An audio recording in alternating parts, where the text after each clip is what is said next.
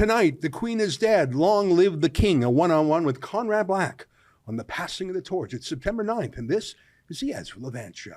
This free episode of the Ezra Levant Show is brought to you by... Thank you. We started off this convoy calling it Taking Back Our Freedoms. But our freedoms are nobody's to take away. So we're going to restore everybody's freedoms.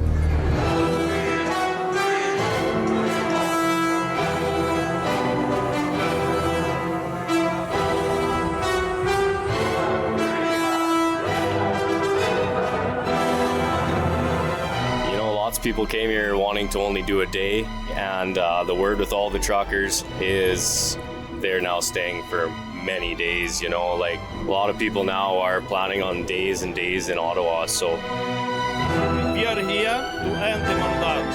I am not leaving till we get what we want. We're not going to give up. On lunch, I could be on lunch a long, long time.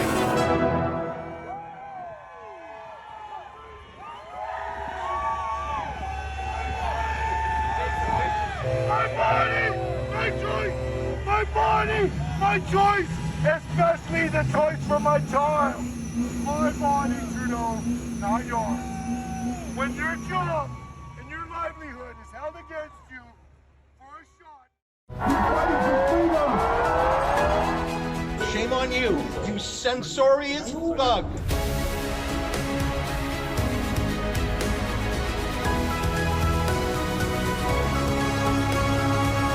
Well, who better to talk about Queen Elizabeth and her successor, King Charles III, than our friend Conrad Black, a man who has spent much of his career and life and political life in the United Kingdom.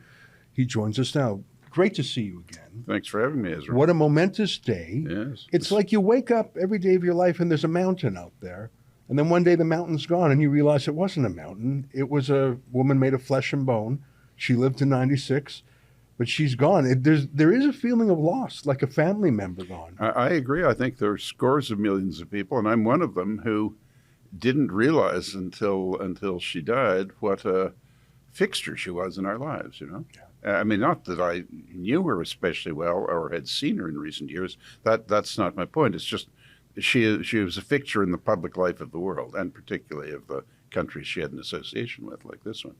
You know, in an era of excess, of Kim Kardashian, of Meghan Markle, there she was, a symbol of restraint and modesty. And if it's possible for a queen to be humble, I would say she did it. I mean, certain things are impossible for a queen to be.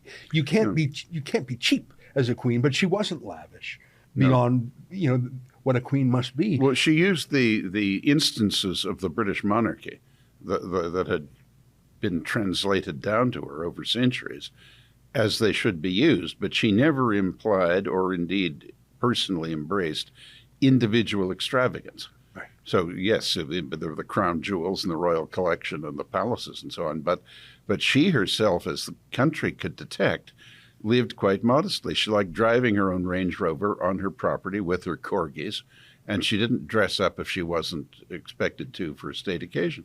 And she... you're right that she managed to play it right down the center. She was not commonplace. She was the queen, but she was never pompous, never ceremonious.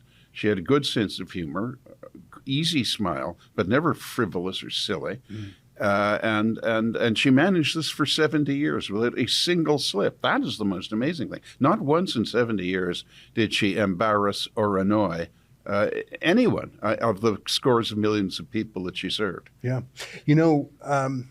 There are people who are born into wealth or high station, and it can drive them mad. I mean, I think of Hunter Biden. Maybe that's not a fair comparison, but his father was vice president. He had access to power and money and fame, and he went the wrong way. Here is a woman who, as you point out, in 70 years of service, it didn't get to her. She didn't become angry or frustrated. She didn't seem like she felt trapped. I can only imagine the temptations of that office, of how it would transform you. She seemed genuine right to the end. And maybe she was a very good actor about it, but she never seemed bored or condescending. For 70 Never years. condescending. She may well have been bored at times, but she disguised that. That was her absolutely implacable sense of duty, which, to be fair, she got from her parents. I mean, Her father never wished to be king, never expected to be king, was pressed into the office when the powers that be in that country determined that his brother was not an appropriate person to be king. But he served and was a beloved king because he was completely selfless, and he died early because of the burdens of that office in wartime and so on. And the Queen inherited that, and I think it's fair to say that she was taken for granted, not disregarded, but taken for granted without particular enthusiasm for much of her reign, respected, well liked, but not with a devoted or what should I say, adulatory following. But since the death of Diana and of the Queen Mother, she's steadily become, I think, something to which the British public and to some extent other parts of the Commonwealth have become addicted to. And she became such an immense presence, and her longevity created a kind of cumulative respect. And it's like a dam bursting. When she dies, everyone is agreed that she was really a splendid example of public service. I think she was slightly too young to be part of what has been called the greatest generation. But she was alive and awake to the Second World War. She got the end of it. She was, as you know, a mechanic in the Home Guard in the last year of the war. Right.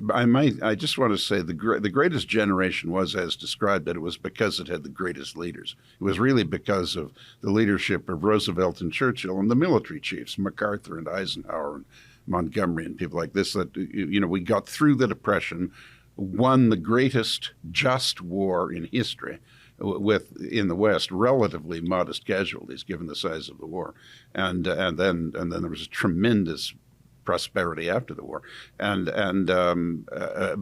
the leaders led and the people followed, and we had, it was the best generation in all respects at the grassroots and at the top. That's a good point, and she herself was a leader, even though she was a young leader. Yes. I only learned from Boris Johnson's wonderful eulogy, which we'll play in a minute. Very fine. That when she was 14, she gave a message to other young people that we'll get through this. And then the famous pictures of her being a mechanic. I mean, the idea of a princess getting mucky with oil and grease. And she still, right up to last week, she could still repair a car, which I couldn't do. I don't know if you could. And I think that gave her an affection for soldiers and the British Army forever. Look, she had it from when her father became the king. And if you look at the news film of her accompanying her parents in the Naval Review at Spithead, just outside Southampton, in 1937 with then Lord Mountbatten, and he would point out to her, the battleship Texas representing the U.S. and the Graf Spee representing the Germans and so on. And you could see that she was taking it all in. Yeah. And she had this wonderful combination of being serious without being either pompous or grim, So she took it all in, but in an amicable way. Yeah, there was a sense of humor that she had, and of course her late husband had a wonderful sense of humor. Yeah. That was politically incorrect sometimes. I want to play for you a short clip that I just saw yesterday on British TV. It's almost too much to believe that an American tourist was in Scotland and encountered her and someone else and said, you're from around here. Have you ever met the Queen? Let me just play for you this clip. It's too fun. I want to believe this is true. It's almost too much to believe this isn't true, but I can believe it. Here, take a quick look at this. And one of the picnics I went out with her, we had a lovely picnic and a lovely chat, and then we went for a little walk, just the two of us. And normally on these picnic sites, you meet nobody, but there was two hikers coming towards us, and the Queen would always stop and say hello. And it was two Americans on a walking holiday. And it was clear from the moment that we first stopped, they hadn't recognised the Queen, which is fine. And the American gentleman was telling the Queen where he came from, where they were going to next, and where they'd been to in Britain. And I could see it coming, and sure enough, he said to Her Majesty, "And where do you live?" And she said, "Well, I live in London, but I've got a holiday home just the other side of the hills." And he said, "Well, how often have you been coming up here?" "Oh," she said, "I've been coming up here ever since I was a little girl, so over 80 years. And you could see the clogs thinking. He said, well, if you've been coming up here for 80 years, you must have met the Queen. And as quick as a flash says, well, I haven't, but Dick here meets her regularly. So the guy said to me, oh, you've met the Queen, what's she like? And because I was with her a long time and I knew I could pull her leg, I said, oh, she can be very cantankerous at times, but she's got a lovely sense of humour. Anyway, the next thing I knew, this guy comes around, put his arm around my shoulder, and before I could see what was happening, he gets his camera, gives it to the Queen, and says, can you take a picture of the two of us? Anyway, we swapped places, and I took a picture of them with the Queen, and we never let on, and we waved goodbye. And then Her Majesty said to me, I'd love to be a fly on the wall when he shows those photographs to the friends in America, and hopefully someone tells him who I am. She had a sense of humor, and I mean, you could see that her butler or aide, whoever that was, said, well, she's cantankerous but has a sense of humor. I think you have to. And I don't think that she was there's a kind of humor that everyone loves, self-deprecating humor. Yeah. I don't think a queen can or should be self-deprecating, because to deprecate herself would be to deprecate her personification of the state. So I don't think a queen can mock herself in the same way. It's certainly more complicated. Yeah. But I think that she managed to be as funny as a queen should ever be. And I think her husband filled the gaps. Yeah. No, and I agree. I mean, I was asked a few things the day she died, reminiscences. Now, the one example I gave of that, if I may, was when I was the honorary colonel of the Governor General's Foot Guards in the late 90s, and the Queen was in Canada, and she was giving us a renewal of colors. So it was a regimental event.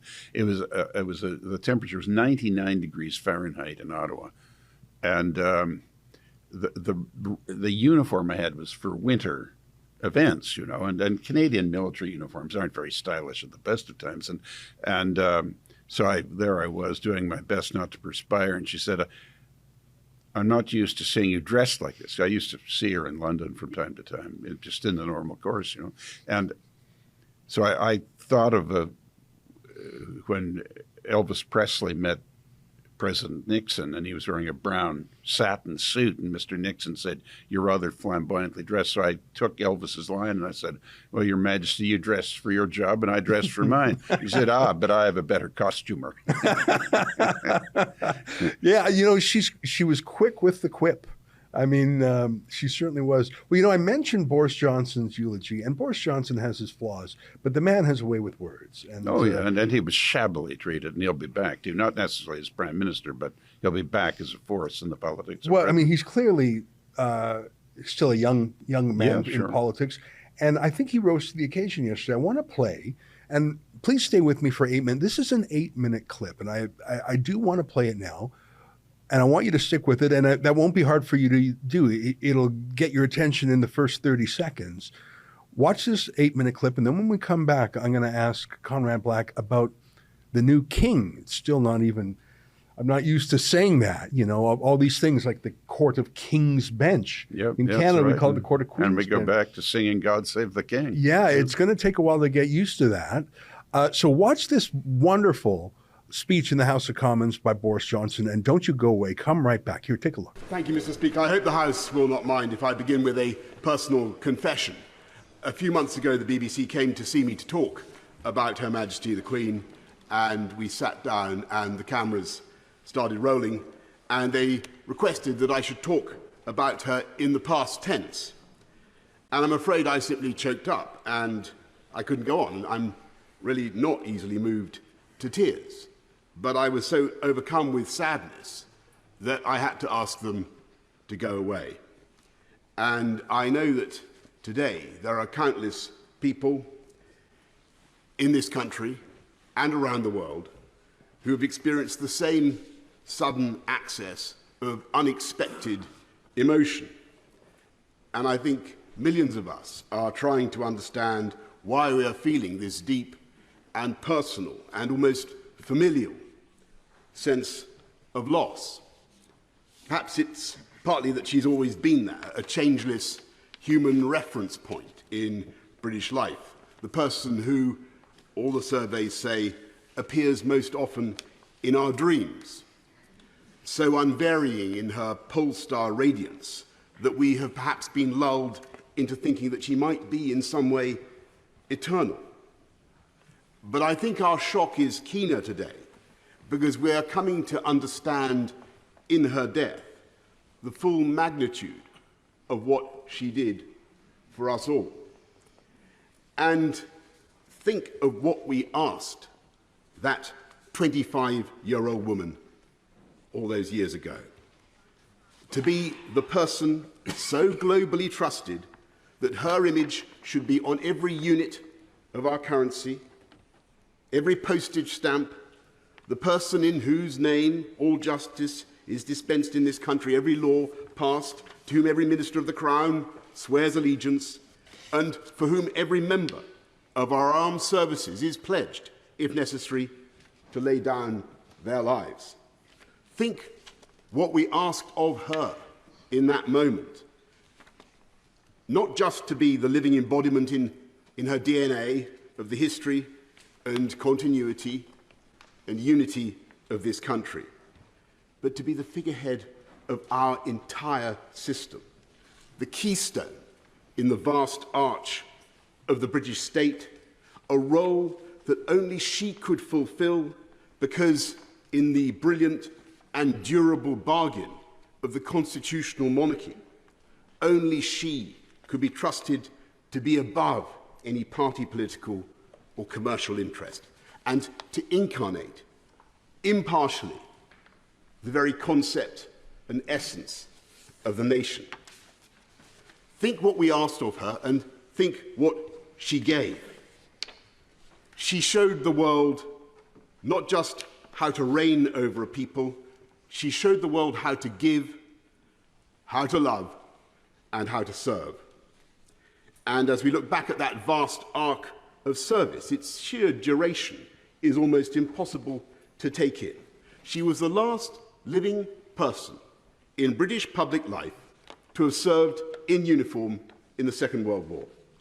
She was the first female member of the royal family in 1,000 years to serve full-time in the armed forces, and that impulse to do her duty carried her right through into her 10th decade to the very moment in Balmoral, as my right honourable friend has said, only 3 days ago, when she saw off her 14th Prime Minister and welcomed her 15th, and I can tell you, in that audience, she was as radiant and as knowledgeable and as fascinated by politics as ever I can remember, and as wise in her advice as anyone I know, if not wiser.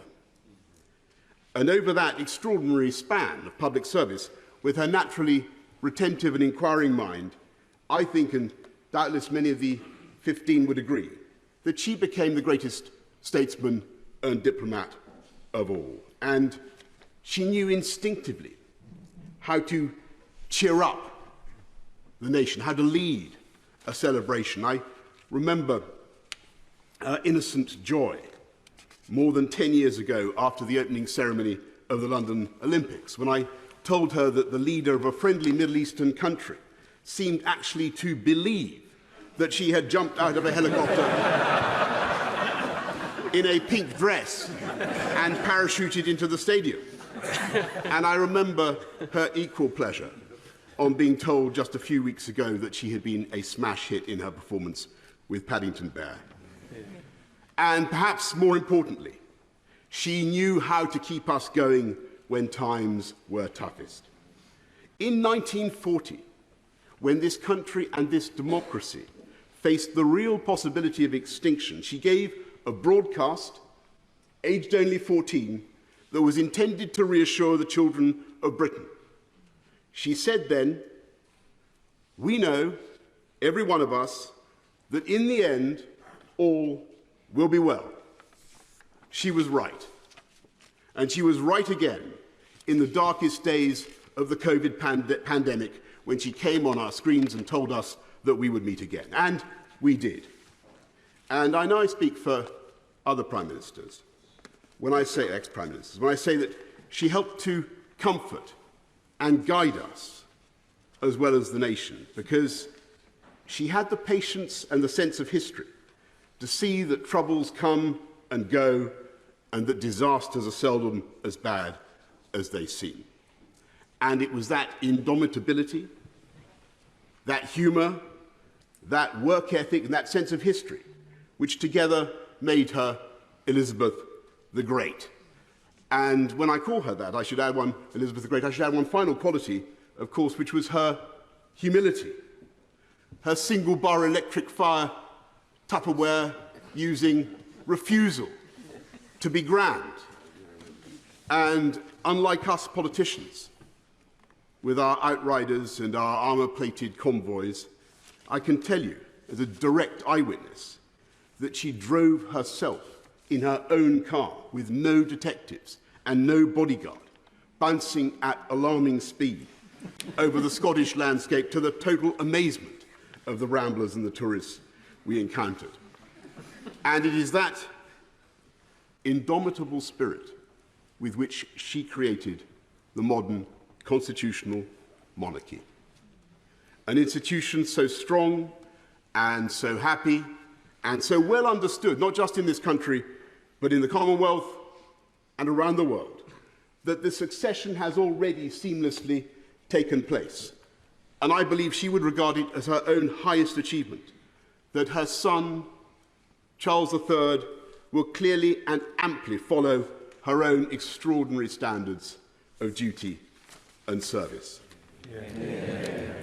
And the fact that today we can say with such confidence, God save the King, is a tribute to him, but above all to Elizabeth the Great, who worked so hard for the good of her country, not just now, but for generations to come.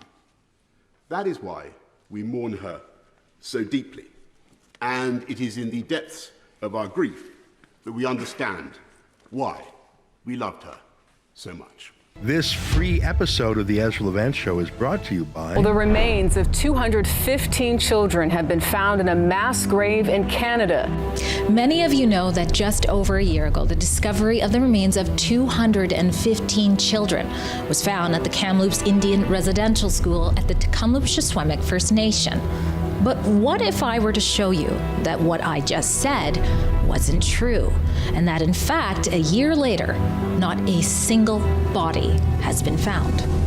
This mass grave is a painful reminder of the genocide. Canada's leaders aren't condemning the burning of churches. No, they're endorsing the burning of churches. A juvenile rib bone that surfaced in the same area. You'd be surprised the number of people who say, you know, I'm a doctor, I'm a paramedic, and this is definitely a human bone, and it's definitely not. Looks like the chief. It is. Could be you.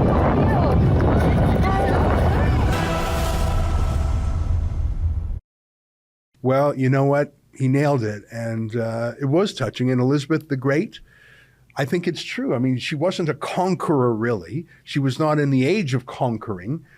But I think she was everything she should have been: a diplomat, an encourager. In tough times, she felt like a place of solace. I don't know. I can't believe I'm a little bit sentimental about it. Mm-hmm. Maybe it's just for the bygone era. She represents a wonderful century that's gone. Look, when a person of that superlative quality of competence and dutifulness goes after such a long time, you know you're not going to replace her easily, so it's quite natural to feel the nostalgia. Look, let me just say one thing on a comparative basis. She made a tremendous effort with the Commonwealth. I mean, she's really been the first queen of the Commonwealth. Her father was there briefly, and then he died prematurely, just 5 years after the independence of India. And look, the Commonwealth, as we all know, has its shortcomings, but it does sort of work. And the advanced countries within the Commonwealth are, in general, quite helpful to the developing countries. And, you know, there are problems at times, but in general, it coheres and it achieves something in the world. And I don't want to be unkind, but if you compare that to the former empires of the other European colonial powers, it shows what an achievement the Queen has had, because she really has made the Commonwealth the positive force that it is. That's a great I point. mean, the French have kept it together a little bit, but just by sending 1,000 paratroopers here and there to prevent complete disorder. But the Portuguese, the Dutch, the Spanish, it's a shambles. And there's no relationship at all with the former parent country. I mean, she has done that, and it is an achievement. Yeah, that's a great point. Well, let's talk about the new king, and it'll take me. It's like when the new year you sign your new checks. Are you saying 2022 or 2023? Except for it's 96 years of saying Queen, so now we say King again. And this isn't the day to be petty or political. No. I hope he rises to the occasion. Look, I think he comes in on a tremendous wave of goodwill. Normally, when you get a person coming into an office, whether it's a new prime minister or president or monarch, whatever it is, people are disposed, as they should be, to hope for the best, give him or her a chance, and just hope it goes well. And I think he will benefit from that. Like, I think he'll be, made for what my 2 cents are worth, I think he'll be fine as long as he remembers that he is now representing everyone and not just giving his own opinions. If he doesn't moderate the sharpness of some of his opinions expressed quite reasonably in the sense that he had every right to it when he was the Prince of Wales, particularly in areas of environment and so on, when people are suffering terribly from increasing prices of gasoline and home fuel and so on. If he plays it carefully and diplomatically in that area, I think he'll be fine. He'll be very conscientious. He'll work hard. He's a very agreeable personality. He's an intelligent man. I think it'll be fine. But I just hope he doesn't backslide and forget himself and say things that are bound to offend at least half the people. Yeah. And fair enough. I mean, he's had to wait a while. And so, as you say, it's understandable for a man to have opinions about things. And in some quarters, having the conventional opinion on global warming or whatever he's talking about, it almost seems apolitical, although it's not. It's never apolitical. No, but look, he's been telling us for 30 years that we had 10 years of the world, Venice would be underwater. He said a lot of harebrained things, but so did a lot of people. It doesn't matter as long as he doesn't repeat them now. Right. I hope you're right. And I think you're right. If he is no longer, well, I'm a prince, but if he's a king for everyone, then hopefully he'll leave that behind him. And how about the generation behind him? I understand that William will be the new Prince of Wales. I understand. I think he's now, as of today, I think he's the Duke of Cornwall. But the Prince of Wales, it's a formal investiture in deference to the Welsh, But I think that can't be far off. Right. Yeah. And you know what? He gives me a little bit of hope too. Yeah, well, he seems to be. Look, I don't know. I've never met him, but he seems to be a good, reasonable, nice guy. I mean, you don't need Disraeli or Churchill or Thatcher as the monarch. You need someone like the late Queen or George VI. Well, speaking of, Disraeli was the prime minister, of course.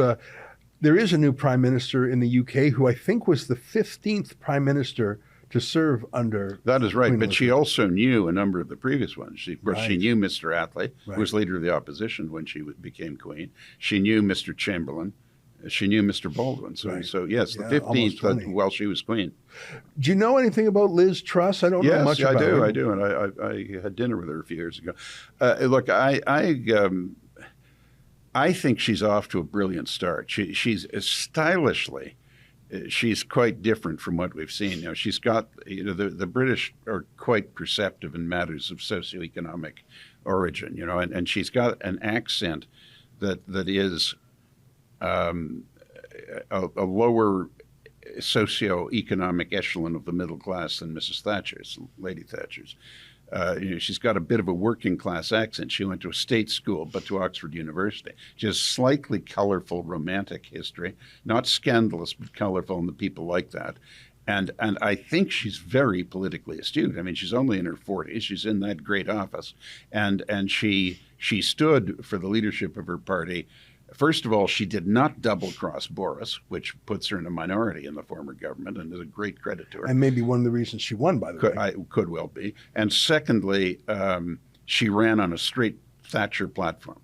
Even before she was invested by the late Queen with the seals of office, she she rolled back the anti-fracking rules. Yeah, so which shows... I mean, one of Boris's few real failings in policy terms, I think, was he went full metal jacket for the more draconian version of the Green Terror, and she's saying we're not having any of that. That was hard to do, or it looked hard to do, because all the polite people, the fancy people, were against it. But when you've got the kind of energy prices skyrocketing there, she knew where the real people were. Oh, yeah. And that was a test. It's much worse there than it is here. Oh, by far. Yeah. In a way, it reminded me of that key moment for Reagan when he said to the air traffic controllers who went on a wildcat illegal strike, he said, "You go back to work, or I'm going to bring in the military air traffic." And they said, "Oh, he's going to blink." No, he didn't. He sacked them all, and then he said, "I didn't fire them; they quit." Yeah, and that moment was a test, and even I understood later. I think it was in John O'Sullivan's book that matter was perceived by the Soviets. Oh, we have a different man on our hands than Jimmy Carter. It wasn't just about air traffic control. It was, does he mean what he says? And when Liz Truss, one of her very first things, says, "I'm going to unban fracking," which was like an untouchable third rail of environmentalism, that says the woman is not to be trifled with. Oh, yeah. Very interesting. No, and she's capping the gasoline bill too, the cost of a tank of petrol, as they call it, and that can be hazardous. You can end up having the taxpayers pay quite a bill for that. Yeah. But I mean, she's doing what needs to be done, I think, and again, I think we all wish an incoming prime minister in any country best of luck. Yeah. Well, these are interesting days. It's let me ask you. I mean, I don't want to pry, but I know you, because you spent so much time over there and you operated in high circles. I'm still a member of their parliament. Are there any anecdotes that you told us the one about, she's seeing you in your winter costume in the summer and the little banter. She was the colonel in chief. She was a more impressive looking colonel than I was. Do you have any other reminiscences like that? Because that's a great story. Yeah, she said some very amusing things. If she was confident of the discretion of the people she was talking to, but some of them I would be violating the discretion she respected in me if I said them. But when General de Gaulle made a state visit to Britain in 1960, they pulled out all the stops for him. The Queen met him. And she spoke French. Yes, she did. And always spoke French to her French-Canadian prime ministers here, Mr. Saint Laurent, Mr. Trudeau, both Mr. Trudeaus, and Chrétien. And she was chatting with him, and the I can't. It's hard to render this as humorously as she said it, but there was a discussion about whether he'd come by cross-channel on a ship and then by train, or come by air, and he insisted in coming by air. And anyway, she had a sort of funny way of saying to him, "Mon général, we know, of course, of your immense powers and capabilities, but we didn't know that you could control the weather too." Because they'd said it could be stormy weather. He said, "Of rubbish, I'm taking the plane." I mean, de Gaulle would be concerned with turbulence in the air. Right. But I'm not doing it justice. The way she said it was quite amusing, and he responded to it in a way that showed that. I could say a few other things, but they would offend people who are alive. Fair enough. I won't press you. Well, listen, it's great to catch up with you, and it'll be interesting to see what changes there are, if anything. Part of the grand bargain of a constitutional monarchy is that the power is in reserve. It's never, it's that it, like a mountain, it's in the background, and you never need to call on the mountain if everything's fine. And in 96 years, I guess it was fine enough.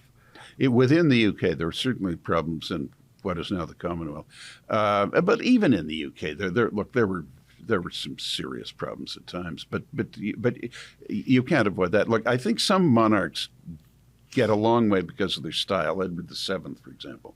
And I think Charles may be in that category. He dresses very well, and he's interested in architecture and design in a way that I don't think her mother was, especially. Right. And he could build on that, I think. And He'll have a style that'll be different, but I think he'll be fine. I don't mean that in a condescending way. I'm one of his subjects. I think, but I have confidence that he will do well. All right. Well, from your mouth to God's ears. So you have it. Conrad Black talking about the passing of the torch from Queen Elizabeth to King Charles. Stay with us. My final thoughts are next. This free episode of the Ezra Levant Show is brought to you by... We're here for all Albertans. Canadians, we're here fighting for the freedoms of not us, but our kids, our grandkids, the future of this province, this country. We are prepared to put everything on the line. The small fringe minority of people who are on their way to Ottawa or who are holding unacceptable views. I've also received reports in the last hour of people allied with the protesters assaulting RCMP officers. No, that was an assault between the two civilians, between a protester and a civilian. So Jason Kenney's statement was not true at the press release. I can tell you what I just told you, sir. They have just blocked the border here in Coots, Alberta to Sweetgrass, Montana.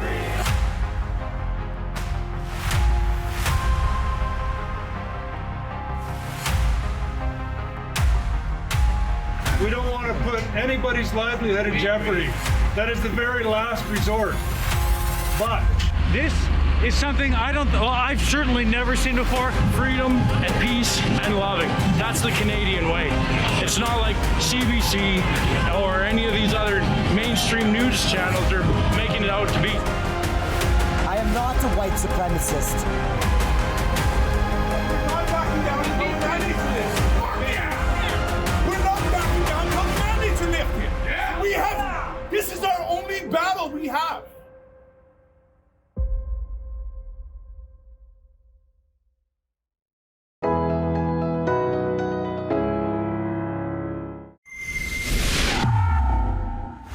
What a week. You know, of course, we are subjects of the Queen. Sometimes we forget that she was the Queen of Canada. If you doubt it, look at your passport, your stamps, your dollar bills, or dollar, I guess we don't have any dollar bills anymore. It'll be a while to get used to, but the whole thing about the monarchy is its continuity, its permanence. So hopefully King Charles will be a great king. I mean, we're counting on it. It's a personification of the promise of our Constitution. That's it for today. I hope you enjoyed our week's coverage. We're going to be in Ottawa for the decision in the Conservative Party of Canada's leadership race. It's going to be very interesting. We're going to have live streams from there. I'll be there with a bit of a team. And, you know, the battle never stops. Until next time, on behalf of all of us here at Rebel World Headquarters, to you at home, good night. And keep fighting for freedom.